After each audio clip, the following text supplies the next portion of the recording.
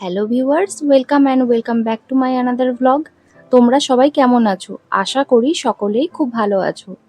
আমরাও ভালো আছি। এখন বাজে সকাল ৮টা আর এখন থেকে আমার ট্রাভেল ব্লগ স্টার্ট করছি। আমরা আজ যাচ্ছি রতনপুর। তোমরা অনেকেই জানো আমি থাকি বিলাসপুর, ছত্তিশগড়ে। আর আজ আমরা যেখানে যাব আমাদের লোকেশন থেকে প্রায় ২৭ কিলোমিটার দূরে। ওই প্রায় ৩০ থেকে ৪০ মিনিট মতো সময় পড়বে। আমরা প্রকৃতির সৌন্দর্য উপভোগ করতে করতে প্রথমেই চলে যাব রতনপুরের কালভৈরব মন্দির। সেখানে পুজো দেব বলে এসেছিলাম, তাই সর্বপ্রথম মন্দিরের প্রবেশদ্বার থেকে পুজোর ডালি কিনে নিয়েছিলাম। এরপর মেন মন্দিরে পুজো দিয়ে মন্দিরের বাকি অংশটুকু দেখাবো। মেন মন্দিরের ভিতরে ক্যামেরা অ্যালাউ নেই, তবে আমি যতটুকু পেরেছি ভিডিও ক্যাপচার করেছি শুধুমাত্র তোমাদের জন্য। মন্দিরের পিছনের অংশে একটা বড় পুকুর আছে, আর তাতে জাস্ট দেখো প্রায় কয়েকশো ছোট মাছ থেকে বড় মাছ কিলবিল করছে। ভিডিওতে কতটা বোঝা যাচ্ছে আমি জানি না, তবে সামনাসামনি থেকে স্পষ্ট দেখা যাচ্ছিল। এখানে বলে রাখি, এই পথে যাওয়ার সময় বা আসার সময় একবার হলেও পুজো দিয়ে আসতে হয়। এই মন্দিরটি প্রথমত কোনো সাধারণ মন্দির নয়, ভীষণই জাগ্রত একটি মন্দির। এরপর আমরা রওনা দেব আমাদের নেক্সট ডেস্টিনেশন রতনপুরের আরও এক মন্দির। ওই যে দূরে ওই পাহাড়টা তোমরা দেখতে পাচ্ছ, যেখানে দূরে পাহাড়ের ওপর হনুমানজির স্ট্যাচু আছে, আমরা এখন ওখানেই যাব।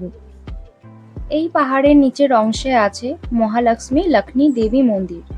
তো তোমরা ভিডিওটা পুরোটা দেখো। জানি ভিডিওটা আজকে একটু লং, তাও বলবো তোমরা পুরোটা দেখো, তাহলেই তোমাদের ভালো লাগবে।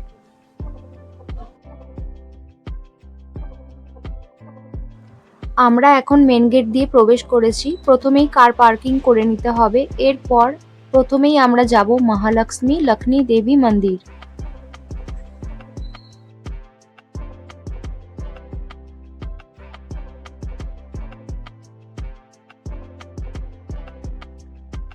মন্দিরে যাওয়ার জন্য সিঁড়ি চড়ে পাহাড়ের ওপর উঠতে হবে। মন্দিরের ওপেনিং টাইম হলো সকাল ৬টায় আর ক্লোজিং টাইম হলো রাত ৮টায়। আর এই মন্দিরে টোটাল সিঁড়ির সংখ্যা হলো 259। এই 259 মানে 259টা সিঁড়ি অতিক্রম করেই মন্দিরে পৌঁছাতে হয়। এখানে আলাদা করে অন্য কোনো অপশন নেই। তো চলো যাওয়া যাক।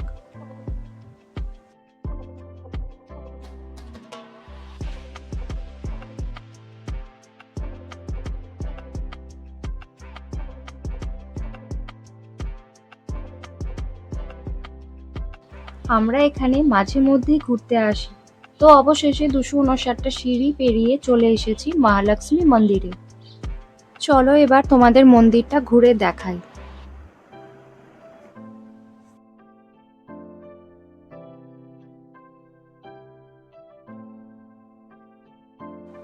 আর দূরে থাকা নেচারের ভিউজটা জাস্ট দেখো। এটা হলো সম্পূর্ণ বর্ষাকালের ভিউজ। চারিদিক প্রকৃতি সবুজে ঘেরা এক মনোরম পরিবেশ। যদিও আমরা পাহাড়ের উপরে আছি, আর নিচে থাকা ঘর বাড়িগুলো কত ছোট ছোট লাগছে, তাই না? আর দূরে ওই পাহাড়গুলো দেখো কত সুন্দর।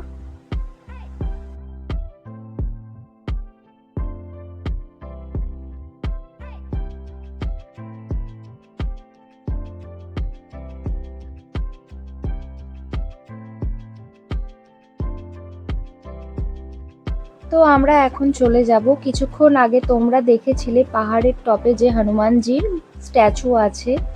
আমরা এখন পাহাড়ের মেন টপে মানে রতনপুর হনুমান মন্দিরে যাব। মেনলি আমরা এখানে পুজো দেওয়ার জন্য এসেছি। এই পাহাড়ে চড়ার জন্য সেই একইভাবে সিঁড়ি ব্যবহার করেই উঠতে হবে। তবে এখানে আগে সিঁড়ি ছিল না, রিসেন্ট কাজ শুরু হয়েছে। তবে এতটা রাস্তা পাহাড়ে ওঠা কিন্তু তেমনটা সোজা নয়। সিঁড়ি দিয়ে উঠতে গেলে কিন্তু হালকা মাথা ঘোরা বা শ্বাসকষ্টের মতো প্রবলেম হতে পারে। তো ফাইনালি আমরা উপরে পৌঁছে গেছি। আর এই হলো পাহাড়ের উপরের মন্দির। যেহেতু আমরা এখানে পুজো দেওয়ার জন্যই এসেছি, তাই পুরোহিতকে দিয়ে আমরা পুজো করিয়ে নেব।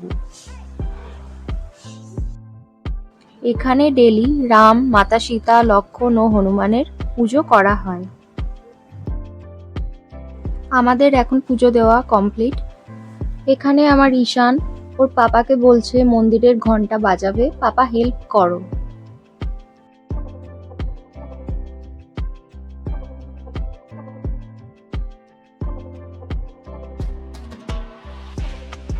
পুজোর শেষে প্রসাদ খেয়ে আমরা গেলাম হনুমানজির স্ট্যাচুর কাছে। দেখো জাস্ট কত বড় স্ট্যাচু।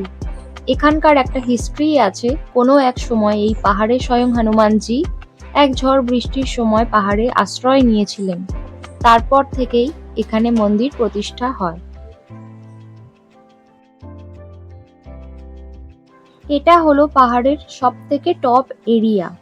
চারপাশের নেচারটাও যেমন সুন্দর, তেমন এখানে সবসময় পজিটিভ ভাইবস ফিল করতে পারবে। যদি কখনো কেউ আসো তো ঘুরে যেও। এরপর একইভাবে আমরা নিচে চলে এসেছি। আর আমার ঈশানকে দেখো, ও একটুও টায়ার্ড নয়, কি রকম দৌড়ে ঠিক নিচে নেমে পড়েছে। এদিকে আমরা সবাই টায়ার্ড।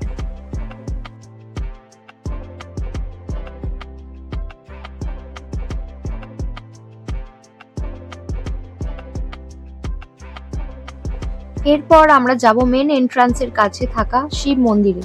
এখানে মন্দিরের নিচে আছে শিবলিঙ্গ, আর মন্দিরের উপরে একটা বেশ সুন্দর মূর্তি রাখা। এখানকার পরিবেশটা আমার দারুণ লেগেছে।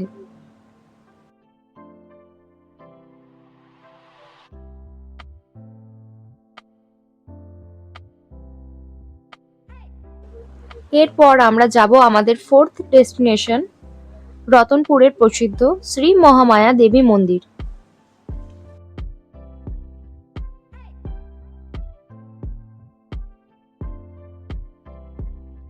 আমরা প্রায় চলেই এসেছি। এটা হলো মন্দিরের এন্ট্রান্স। আমরা চলে যাব কার পার্কিং এরিয়াতে।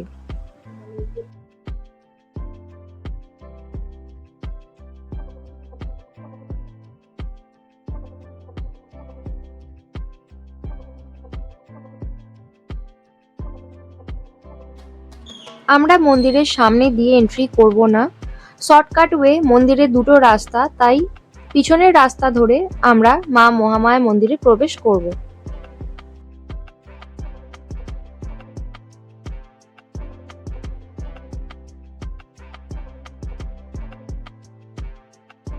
সতীপীঠের স্থান অনুযায়ী এটিও একটি সতীপীঠ স্থান। ভিতরে ক্যামেরা অ্যালাউ নেই, আমি যতটুকু পেরেছি ক্যাপচার করেছি। এখানে বাকি টাইমগুলোয় প্রচুর ভিড় হয়। আমরা যদিও একটু অফ টাইমের মধ্যে এসেছি, তাই এখন ভিড়টা নেই। তবে কদিন পর দুর্গাপুজো বা নবরাত্রি চলবে, তখন কিন্তু প্রচুর ভিড় হবে।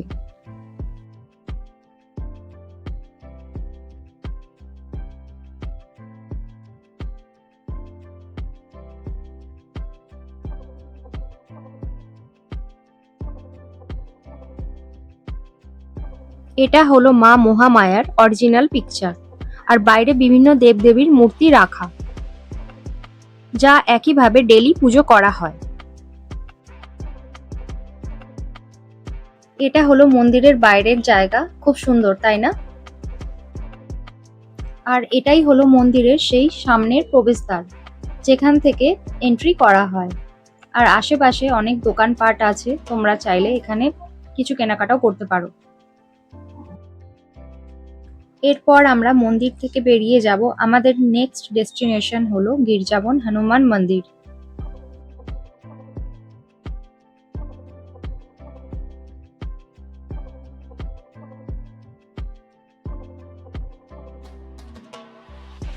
মন্দিরের কাছে আমরা পৌঁছে গেছি। মন্দিরের ভিতরে প্রবেশ করে দেখি মন্দিরের কাজ চলছে। মন্দিরের কাজগুলো জাস্ট তোমরা দেখো, অসাধারণ। এটিই হলো আজকের আমাদের ফিফথ ডেস্টিনেশন, গির্জাবন হনুমান মন্দির।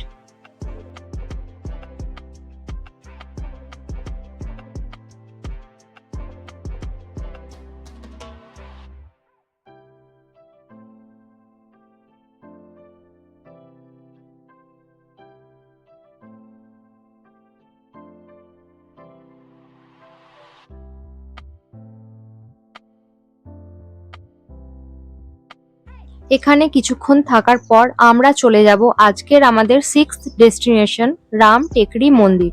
এটাও সম্পূর্ণ পাহাড়ের টপে অবস্থিত। সেম এখানের মন্দিরের ভিতরে ক্যামেরা অ্যালাউ নেই, ভীষণ স্ট্রিক্ট। তবে বলি, মন্দিরের ভিতরে আছে রাম, সীতা, লক্ষ্মণ ও হনুমানজির মূর্তি ও অন্যান্য দেবদেবীদের নৃত্য পুজো করা হয়।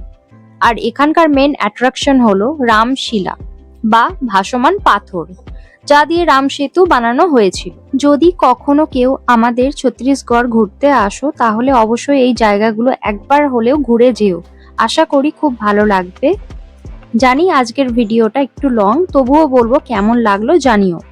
আর এই ভিডিওটা কে কোথা থেকে দেখছো সেটাও কমেন্ট করে জানিও। যদি আমার চ্যানেলে নিউ ভিউয়ার্স হয়ে থাকো তাহলে অবশ্যই আমার ছোট্ট চ্যানেলটা সাবস্ক্রাইব করে বেল আইকন অল প্রেস করে পাশে থেকো। এরপর আমি সেকেন্ড পার্ট আপলোড করে দেব। আজকের মতো বাই।